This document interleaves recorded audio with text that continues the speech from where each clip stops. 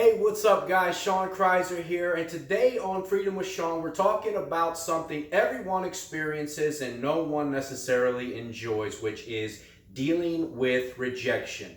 If you haven't yet subscribed to my channel, I'll invite you to do so right now if you enjoy talking about health, wealth, and relationships. And today we're talking about mindset.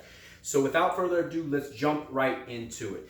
Dealing with rejection, I've broken down into my top 11 ways on how to deal with rejection. Coming in at number one, don't take it personally. One of the sayings that my mentor used to tell me is their opinion of you is none of your business. Something I still cringe at to this day when I hear it.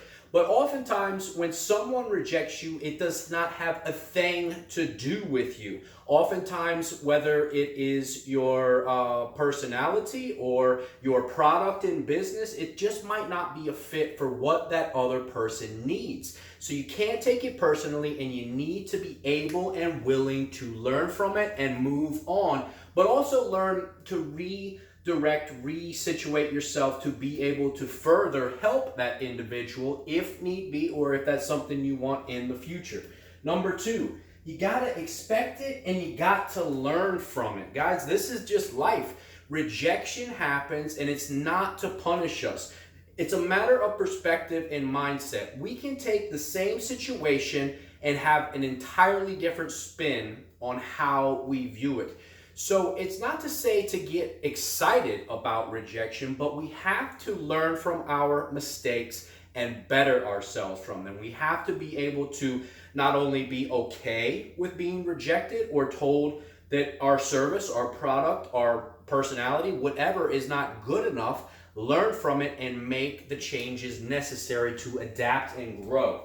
Number three, this is the follow-up from expecting it and learning from it. We need to stay in humility and gratitude. We need to stay professional when we get in a situation where we are rejected in life or in business. So the most important thing to keep in mind here with regard to rejection is stay humble. We can't let it keep us down when we've been rejected. We need to stay in an attitude of gratitude. My mentor says, a humble heart or a grateful heart can never, ever fail. So sticking with, getting out of that stinking thinking, that negative mindset, you can overcome anything if you stay humble, recognize that you can't sell everyone. My father, who is an amazing businessman, says, we don't sell to everyone, just the ones who want it done right. You need to get your mind right and know and believe, yet with an attitude of humility, that you have value, that you have worth to offer the world, to offer your spouse, your friends, your family, and your business clients in life as well. So keep that in mind. Number four, it's okay to ask why, but, and I put that in bold, you need to respect boundaries. And boundaries are something we're going to be getting into in depth in my next video. But you cannot learn where you fail. You cannot learn why you were rejected, why you fell short in any relationship, whether it's romantic, platonic, in business, in family, if you don't ask questions. You would absolutely have the right to ask, like, why are you leaving? Why did you not accept my proposal? That is absolutely okay. But if someone doesn't want to answer you, you can't be pushy. You can't get over the top. You can't, don't go stalker mode on your clients, on your relationships. I assure you, you will end up in trouble from this, and it will not serve you whatsoever. So, you can ask why, but respect individuals' boundaries. Number five, you can make a secondary offer or proposal to compromise. It's absolutely okay once you ask why to follow up and to say, okay, well, how about this offer? If someone, say in business, can't afford it, they may be shopping elsewhere. If you check your margins, if you check your numbers and you have enough play, then you are able to renegotiate the deal and perhaps seal the deal on that given contract. Number six, talk with and role play with your mentor. This is an area of life that I don't think nearly enough individuals do. Life is a game, guys, and we have to practice for the big event.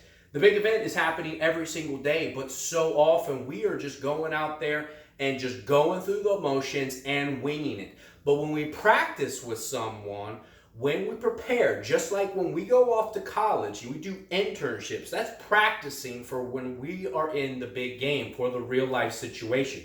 So you need to have a mentor, and you need to remain teachable, or otherwise you're going to get stagnant. You're not going to have the growth in life that you are looking for. So you need someone in which you can rely on to say, hey, I keep failing here. I keep getting rejected here. Can you please take a look at this and see what it is that I'm doing wrong and what you would do to change that?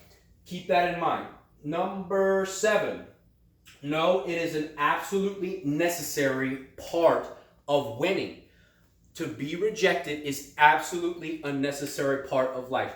I was talking to my wife about how boring it would be if everyone in life was perfect. Now, this might be getting a little philosophical on you guys, but think about that. Without problems, we don't need solutions. So without rejection, we can't understand and appreciate winning.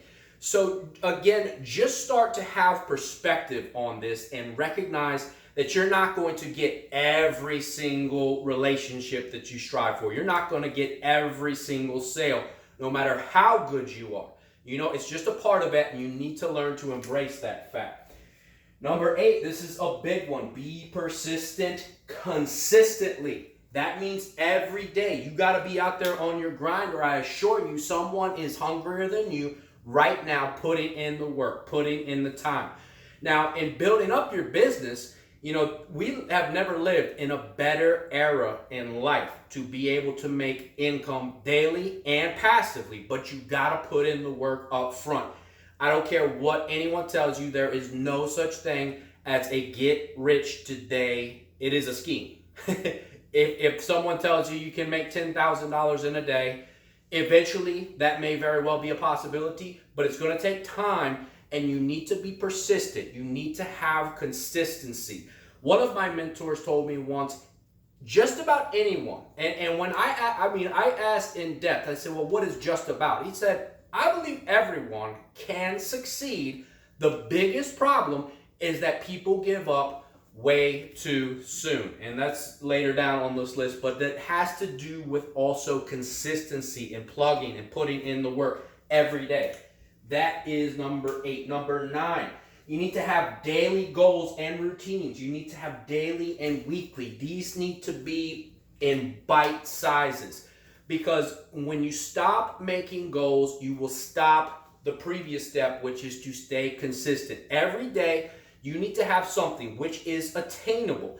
And weekly and monthly and yearly, you need to have things in which you are aiming for. But in order to fulfill our dreams, we need to not only stay consistent, but we need to have things in which we can feel good about accomplishing.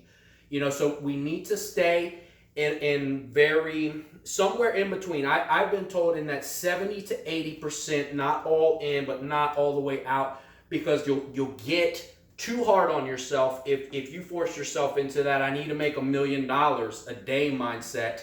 You'll give up. And so you need to have bite-sized goals.